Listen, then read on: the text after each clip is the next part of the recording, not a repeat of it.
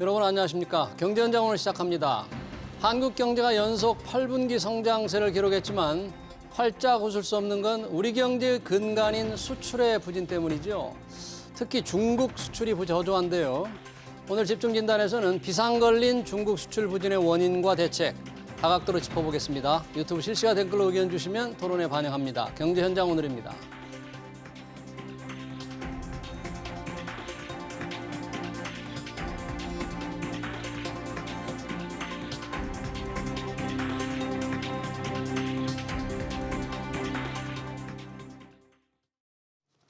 중국 수출 부진 토론하게 할 두 분 소개합니다. 서지용 상명대 경학부 교수 그리고 박승찬 용인대 중국학과 교수 나오셨습니다. 두 분 어서 오세요. 안녕하세요. 반갑습니다. 자, 수출로 먹고 사는 나라 우리나라 지금 2분기 그나마 소비가 떠받치지 않았으면 큰일 날 뻔했습니다. 수출 부진 심각한데 가장 큰 문제가 지금 중국에 대한 수출 부진입니다. 서 교수님, 이 중국 수출 부진 실제로 어느 정도 지금 상황으로 나타나고 있습니까? 일단 상반기 우리나라 무역 수지가 적자로 나타나면서 적자는 충격이 있는 것 같습니다. 그러니까 소비 사실 좀 부진한 면이 있었는데 그래도 최근에 좀 살아나는 양상이고요. 그다음에 투자도 이렇게 좋지 않은 상황이고 수출이 그 동안에 이제 떠받치는 한국 경제였는데 상반기 무역 적자가 103억 불 상당히 그 적자는 규모가 상당히 우리 경제와 암운이 드리고 있습니다. 그럼에도 불구하고 주목할 거는 중국에 대한 무역수지 적자예요. 지금 5월부터 해서 5월, 6월, 7월 3개월 연속 지금 무역수지 적자를 기록하게 됐는데 5월, 6월, 7월 3개월 연속. 문제는 이제 5월은 그 11억 불, 그다음에 6월이 이제 12억 불, 그다음에 이제 7월은 이제 관세청에서 7월 20일까지 집계한 수치가 15억 불 무역수지 적자로 나타나고 있습니다. 그러니까 7월 말까지 집계를 하게 되면 무역수지 적자 폭이 더 확대될 가능성이 있거든요. 근데 문제는 이게 적자 규모가 확대되고 있다는 거. 그럼에도 불구하고 이제 일부에서는 무역수지 적자, 중국의 적자가 늘어나는 게 일시적인 현상일 것이다. 왜냐하면은 그 3월 달부터 그 상하이나 베이징 같은 주요 도시를 봉쇄를 하지 않았습니까? 코로나 때문에. 그 여파가 나타나는 게 사실은 지금 그 적자로 보여주고 있기 때문에 어쨌든 7월, 9월 이후 지나면 좀 낮을 거라 하는 게 이제 긍정적인 시각이기도 하지만 그럼에도 이제 공교롭게도 우리나라가 이제 인도 태평양 경제 프레임워크 지금 5월 달에 가입이 됐고 이제 또 반도체 그 한국, 미국, 일본, 대만끼리 서로 동맹하는 그런 내용들이 8월에 이제 체결하는 게 이제 계획이 돼 있어서 자칫 그런 것들이 중국의 어떤 수출에 부정적 영향을 줘서 이게 구조적 그 자리매김하는 게 아니냐 수출 줄어드는 게 그런 게 우려되는 상황입니다. 일시적 수출 부진이 아니라 이른바 고착화되는 게 아닌가 그런 우려가 있다는데 중국 전문가신 우리 박승찬 교수님은 중국 수출 부진 상황, 중국의 입장에서도 생각해 볼 수 있고 우리 기술력 입장에서 생각해 볼 수 있는데 어떻게 좀 보세요 지금? 이번 수출 부진은 그러니까 여러 가지 복합적인 요인이 있죠. 그러니까 과도적인 측면이 있긴 합니다. 일단 크게 그러니까 한 4가지 정도로 심플하게 얘기를 하면 정리를 좀 시청자분들을 위해서 말씀하셨다시피 일단 도시 봉쇄 있었죠. 도시 봉쇄. 중국은 전반적으로 도시 봉쇄가 됐다라는 이야기는 소비가 안 된다. 중국 경제 성장의 68%가 GDP의 68%가 소비거든요. 그러니까 소비하고 서비스인데 이게 안 되니까 당연히 이제 그러니까 경제 상황이 안 좋은 거죠. 그러니까 이제 중국이 수입을 덜 한다는 이야기는 우리가 수출을 못 한다는 이야기죠. 되는 거고요. 두 번째가 이제 이어지는 이야기죠.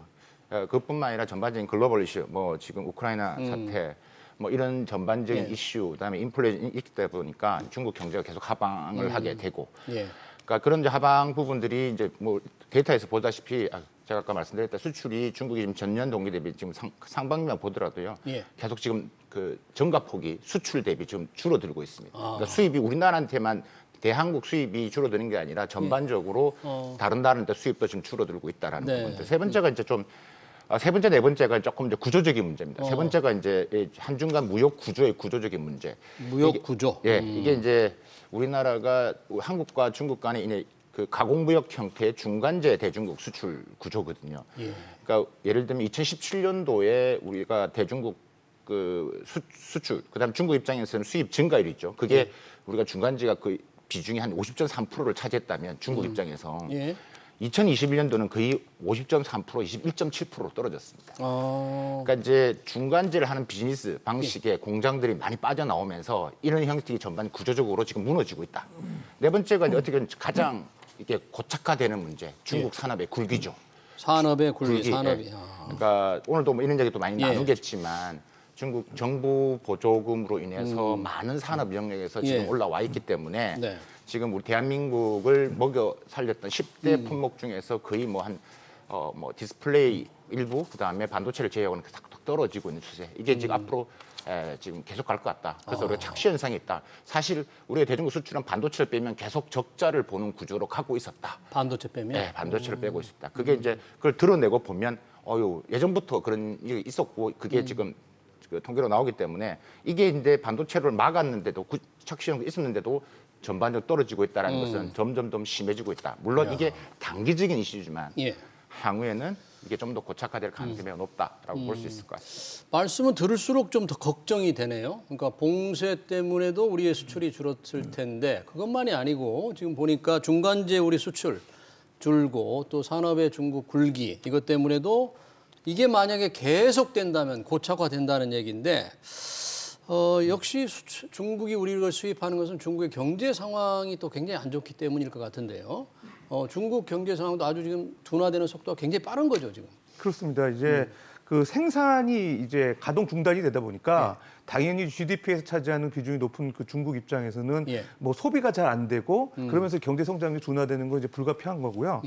근데 이제 우리나라 지금 그 문제가 되는 게 지금 교수님께도 말씀하셨지만 중간재 수출이 많아요, 우리나라가. 중간재. 전체 대중국 수출에서 한 80% 이상이 이제 중간재인데 가공묘 형태가 많이 이루어지고 있는데 실제로 중국 같은 경우에 최근에 그 중간재를 자립화하는 경향들이 보이고 있어요. 자체적으로 이제 확보해서 생산하는 경향이 있고, 그다음에 두 번째는 지금 그 한국의 대체 시장으로서 중국이 대만에 관심을 갖고 있거든요. 그러니까 데이터를 보게 되면 중국 수입장에서 한국이 2013년에서 2019년까지 7년 연속 점유율 선두를 차지했었는데 이 2020년부터 지난해까지 2년째 대만이 주요 그 중국 입장에서 수입국으로 이제 부각이 됐거든요. 그럼 우리나라 그래요? 시장을 대체하는 대만 시장이 있다는 거죠. 그러니까 그런 측면에서도 이제 불안감이 있는 거예요. 우리나라 입장에서는. 이제 거기에다가 이제 뭐 중국 상하이나 뭐 베이징 같은 대규모 도시들이 이제 폐쇄가 돼서 수출이 좀 줄어든다. 그럼 사실 위안거리는 되지만 어쨌든 중국의 어떤 내부의 어떤 산업 환경의 변화, 그다음에 새로운 대체 시장의 그 부각 이런 것들이 우리나라의 사실은 앞으로의 중국 수출이 성장 최소한 그 증가율이 둔화될 가능성은 있어 보이기 때문에. 우리나라의 대책이 이제 필요하다는 측면이 있고요. 그다음에 향후에도 좀 전에도 말씀드렸다시피 이제 그 정치 외교적으로 이제 반도체 동맹이라든지 그다음에 이제 중국을 압박하는 그 미국의 어떤 그 정책에 우리나라가 편승할 경우에 자칫 2016년도에 그 사스의 어떤 후유증 그런 또 재발되지 않을까 그런 불안감도 있는 거거든요. 그래서 이제 정부가 특히 산업통상자원부가 이제 그 무역협회 통해서 이런 최근의 수출 부진이 일시적인 거냐, 이제 구조적인 거냐, 그 어떤 그 연구를 통해서 보고서를 이제 제출하도록 아마 요구를 한 것 같아요. 그래서 그런 내용이 나오면 정부가 아마 발빠르게 조치를 취할 거로 보여지긴 하는데 어쨌든 우리나라의 그 수출 전선에 상당한 좀 그 아문이 들이우고 있다는 생각은 듭니다. 뭐 일시적인 요인이라면 우리가 크게 걱정 안 해도 되겠지만 두 분의 말씀을 듣고 보니까 중국 입장에서 우리 부품 중간재에 의존하는 게 점점 줄어든다. 그리고 우리보다는 또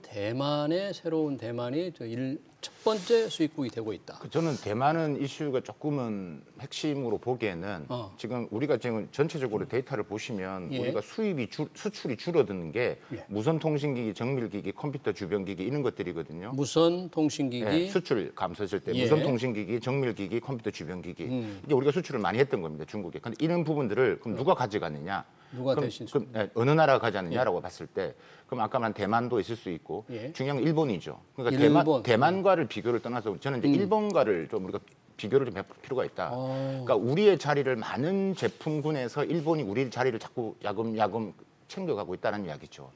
그러니까 단순히 중국이 그러니까 자급자족. 그러니까 중국이 이야기하는 모든 이 공급망 라인을 자기 메이드 인 차이나 자기들 다 하겠다라는 것들만 본다라면 이게 안 보이는 거고. 근데 수입은 계속 해 나가고 있다. 근데 우리가 빠진 부분들 누가 채우고 있느냐? 일본하고 대만이 채우고 있다. 그러면 이제 거기서 우리가 무역 특화 지수라든지 경합도를 봐야 되겠죠. 그런 부분에서 우리가 전반적으로 밀리고 있다는 것은 분명해 보이는 거고 예전에 갖고 있던 경쟁력이 떨어질 수밖에 없는 것들이죠. 예, 우리 경쟁력 그럼 뭐 가격과 기술 여러 가지 있을 때 동시에 다 지금 중국에서 그런 부분이 좀 밀리고 있을까요? 그렇죠. 그러니까 일단 그 두 가지 요인입니다. 예. 첫 번째는 중국이 자체적인 공급망으로 다 해내서 그러니까 A부터 Z까지 다 하는 부분들이 지속적으로 지금 드라이브를 걸고 있고 예. 그게 부족한 부분들을 지금 한국이나 일본이나 대만에 의존해 있었는데 예. 그러니까 앞단에서 말씀드렸던 정치 경제 이슈가 조금 들어가기 시작했고 그런데 그거보다는 이 기존의 기존의 전통 산업에서는 아직까지 중국이 한국을 이런 부분을 견제하기 위해서 이런 산업을 밀어내진 않았다. 예. 단순히 경쟁적인 구도에서 네. 우리가 밀렸다. 저는 이제 그렇게 보고 있는 겁니다. 예. 보니까 지금 최근 수출이 3개월 연속 5, 6 이번 달까지 포함해서 적자라고 하지만 무역 적자가 전체 수출로 보면 절대 규모가 마이너스 이제 감소로 지금 가고 있는 추세로 봐야 되는 거 아니겠어요, 이제? 그렇습니다. 예. 예. 둔화되는 정도가 아니라 그러니까 좀 이제 아예. 전에 이제 103억 불 무역 적자라고 네. 말씀드렸는데 그러니까 주요 요인은 그런 것 같아요. 5월, 6월에 우리나라가 중동에서 이제 그 원유 수입이 최대 80%까지 늘어났어요.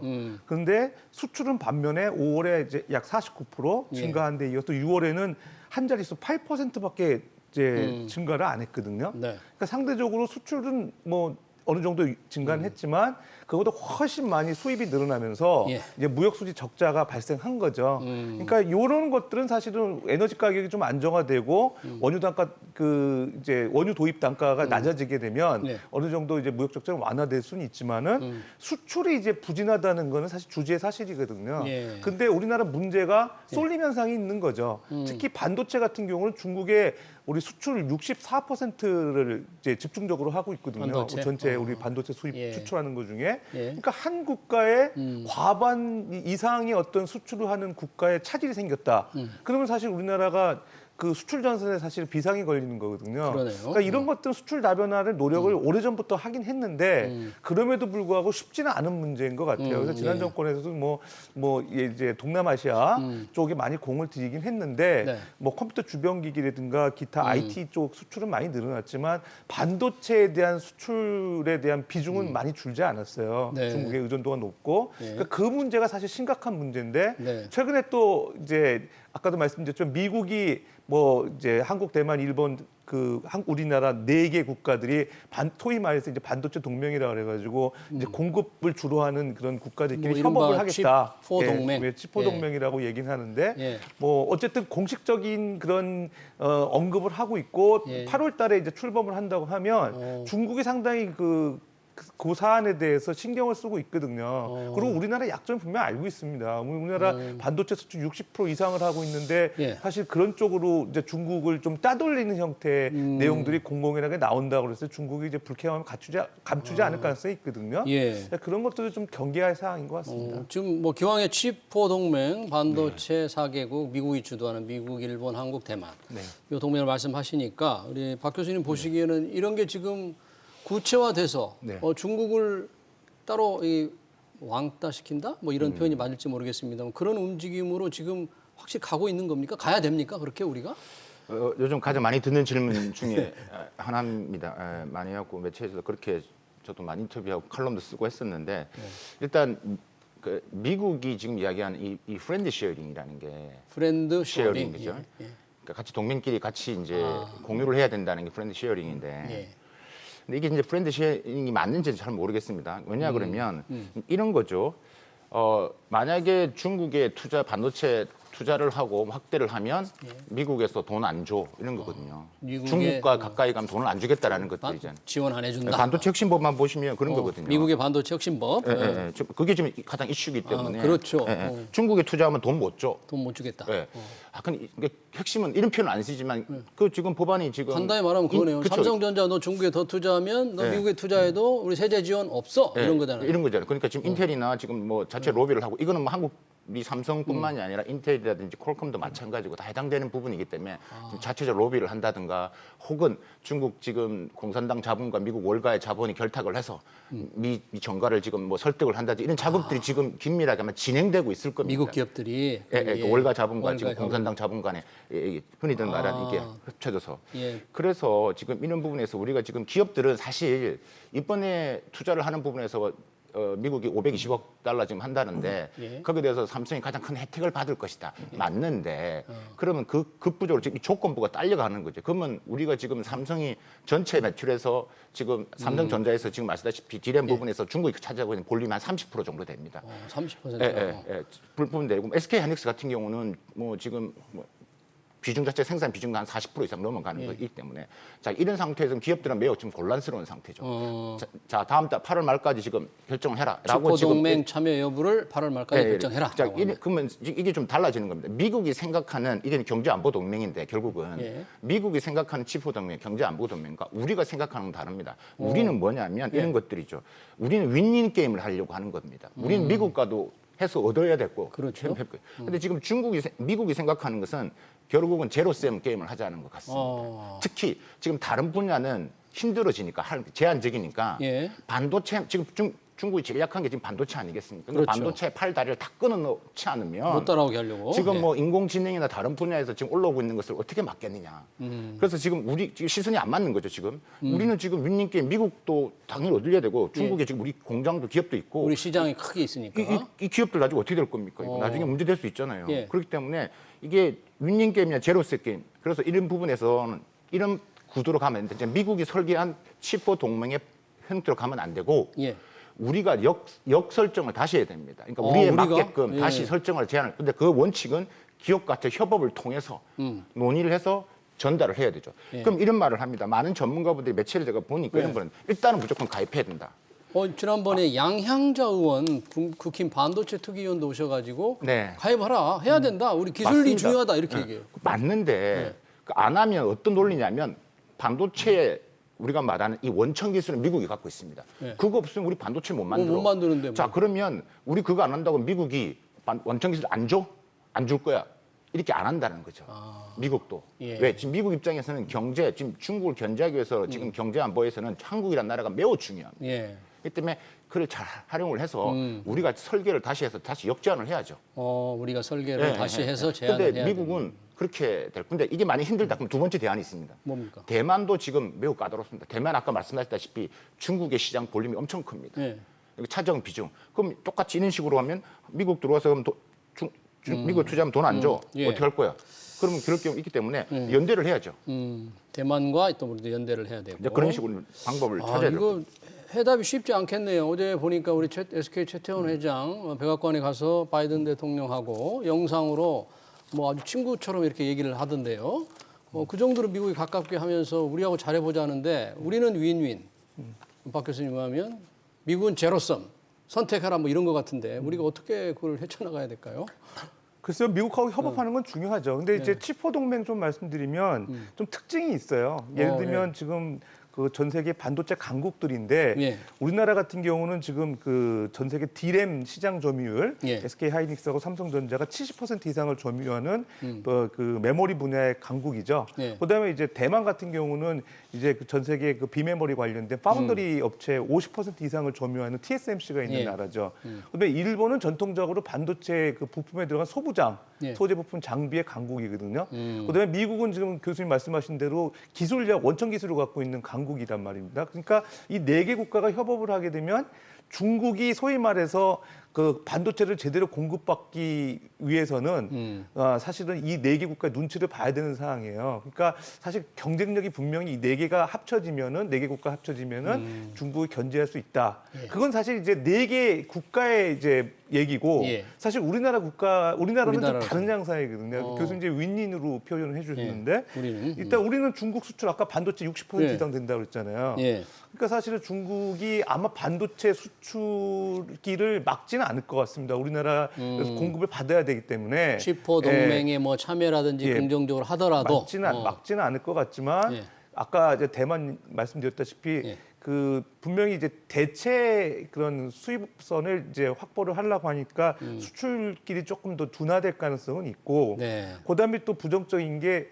지금 그 삼성전자나 SK하이닉스가 지금 중국 현재 시안 수저우, 그다음에 우시 다롄이라는 데서 디램, 그다음에 그 낸드 메모리 이제 공장이 있어요. 현재 공장. 예. 공장에서 생산을 하는데 뭐 규제를 통해서 좀 이런 정상적인 가동이 어려울 가능성도 있는 거죠. 만약 규제를 맘먹고 한다고 하면.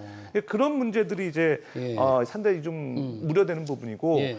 근데 저는 결론적으로 이제 시포동맹 가입하는 게 맞긴 하죠. 근데 왜냐하면 중국이 어느 정도 규제를 하더라도 제한적일 거니까. 예. 근데 이제 우리나라가 이제 좀 주목해야 되는 거는 만약에 우리가 그 시포동맹 가입했을 경우에 예.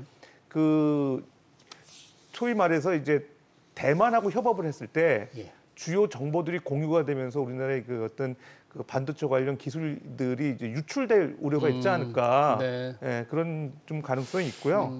그다음에 이제 네. 미국 같은 경우 이제 어플라이드 지금 머티리얼스나 ASML 같은 네덜란드 예. 이런 그 노광 장비 그런 업체들이 소부장 그 기업인 예. 아주 강한 기업인들인데 예. 이런 기업들 통해서 중국에 대한 압력을 넣고 있기 때문에 우리나라 입장에서 중국에 뭐 그 어떻게 보면 그 치포동맹 가입 안 하는 것보다는 가입하는 게 낫다고 보여집니다. 그럼에도 불구하고 윈윈을 가기 위해서는 우리가 이제 중국하고의 어떤 원만한 그런 관계를 이제 유지하고 치포동맹에서 너무 이렇게 나서는 역할은 좀 자제해야 되지 않을까 그렇죠. 생각합니다. 말씀하신 게 저는 결은 같은 거거든요. 예. 그러니까 제가 표현이 아까 경제안보 측면에서 네. 윈이라고 했는데 그 중국이 반도체임에 그 다른 방법이 뭐 막지 않을 것이다라는 표현에서는 약간 이제 중국의 속내를 한번 좀 속내를 한번 속내는 제가 어떻습니까? 말씀드리면 있는 겁니다. 그러니까 문제는 이 속내도 미국의 어떠한 스탠스에 따라 달라지는 것들이죠. 그러니까 이제 미국은 이것을 중국 견제라고 분명히 낙인을 찍을 가능성이 큽니다. 근데 이번에 한미일 우리가 나토에서 한미일 외교장관 할 때도 그 백악관에서 하는 이 대변인 말과 예. 우리 집 외교관은 말은 다릅니다. 그러니까 백악관에서는 중국이란 이 차이나라는 말을 쓰면서 이야기를 했거든요. 근데 우리는 그 자리에서 박진 장관이 말씀하신 이 말을 했습니다. 우리는 중국 이야기를 한마디도 안 했다라는 얘기죠. 그러니까 이제 우리가 이야기를 안 하더라도 만약에 미국 주도로 이제 그런 식으로 이 치포 동맹한 그런 중국을 대항해서 중국을 견제하고 중국을 중심으로 한 러시아까지 포함이 되겠죠. 이럴 경우는 우리의 의도와 관계없이 중국을 딱 낙인 찍는데 우리가 좀 들어가는 케이스가 됐기 때문에 이런 부분들 많이 하지 않는다라면 들어가 되죠. 저도 원칙은 치포동에 들어가야 된다. 근데 제가 아까 말씀드렸잖아요. 설계를 좀 다시 하자. 미국이 파는 이거는 딱 찍어서 하는 것은 이건 아닌 것 같다. 혹시 그 중국에서 그 관련된 데서 공식적인 입장이나 중국의 반응 뭐 나오죠. 어떻게 나와요? 치포 동맹에 대해서는 나오죠. 지금 이런 부분에서는 그러니까 인민일보나 그러니까 외교부에서 이야기는 돌려서 이야기하지만 그거를 대변하고 있는 인민일보의 뭐 글로벌 타임즈 이런 내용을 보면 결국은 거기에 대한 험난한 길을 가게 될 것이다 한국이 이런 식의 표현이 나온다는 이야기죠.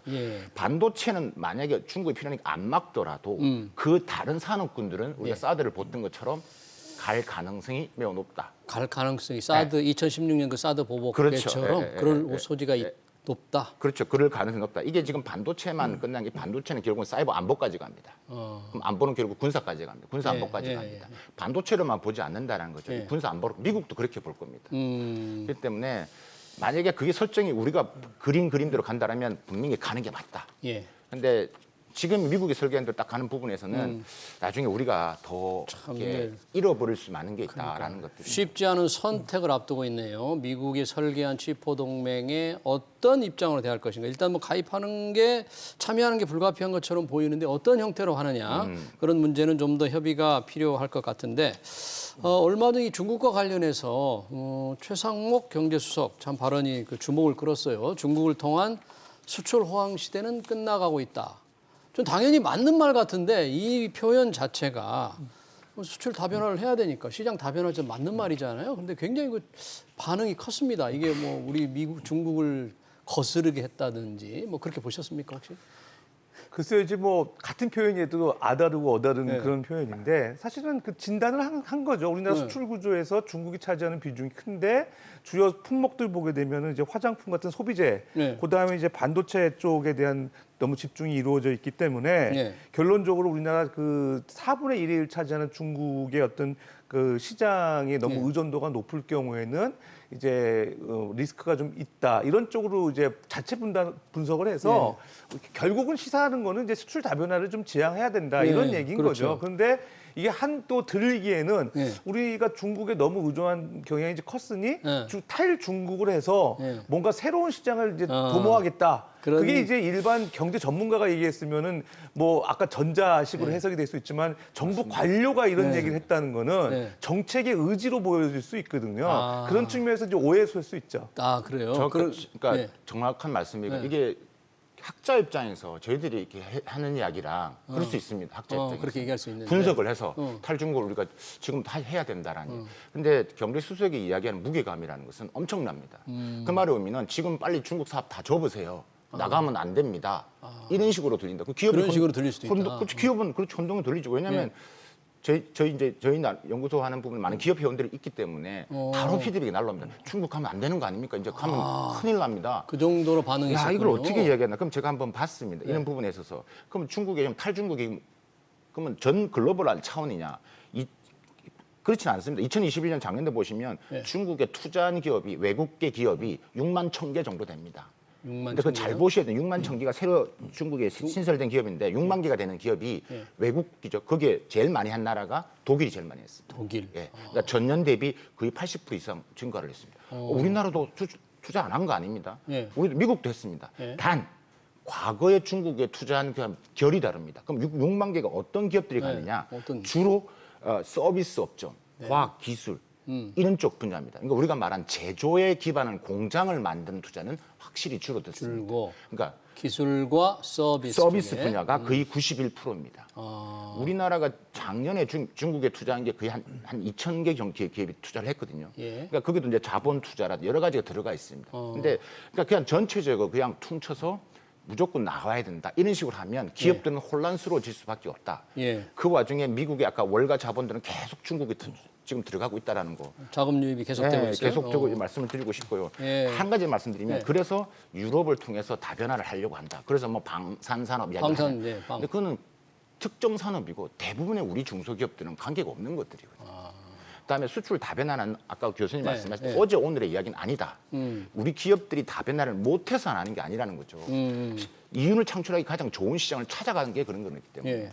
그래서 조금은 좀 신중한 부분이 더 중요하지 좋았을까라는 생각이 학자로서의 표현이었다면 모르겠지만 당국자의 표현으로서는 조금. 그런데 현대차나 삼성전자를 보니까 이 중국 매출이나 이런 게 많이 줄어도 유럽이라든지 북미, 뭐 아시아 이런 데서 매출 이익이 크게 늘더라고요. 그래서 야, 뭐 다변화 지금 잘 이루어지고 있는 거 아니야? 이렇게 생각할 수도 있겠어요. 삼성. 그렇습니다. 지금 반도체가 유독 중국 의존도가 높고요. 예. 이제 그 친환경 자동차 쪽은 유럽 수요가 많기 때문에 사실은 유럽에 그 수출을 많이 하고 있고요. 특히 예. 미국 같은 경우도 현지 공장이 있기 때문에 수출을 많이 하는데 도움이 되고 있거든요. 근데 유독 이제 반도체에 대한 그 집중도 이 부분은 좀 중장기적으로 해결해야 될 부분이 있는 것 같습니다. 예, 예. 지금 저희 뭐 말씀을 제가 나눴는데 시청자 댓글 중에서 그런 게 있어요. 미국과 중국 사이에 우리 대한민국 어떻게 현명하게 대처를 해야 할까요? 슬기로운 방법을 좀 말씀해 주십시오. 우리 박 교수님 중국 전문가로서 대한민국 어떻게 대처를 해야 됩니까? 스탠스가 명확한 게 중요할 것 같습니다. 그래서 그러니까 미국이든 중국이든 예. 우리 국익에 안 맞는 것은 노라고 이야기할 수 있는 게 필요하다. 국익이 안 맞는 것은 노를 해야 노라고 된다. 이야기를 해야 된다. 지금 치포 동맹도 우리 결하고는 안 맞으니까 이거 좀 재설계를 해서 이것은 노.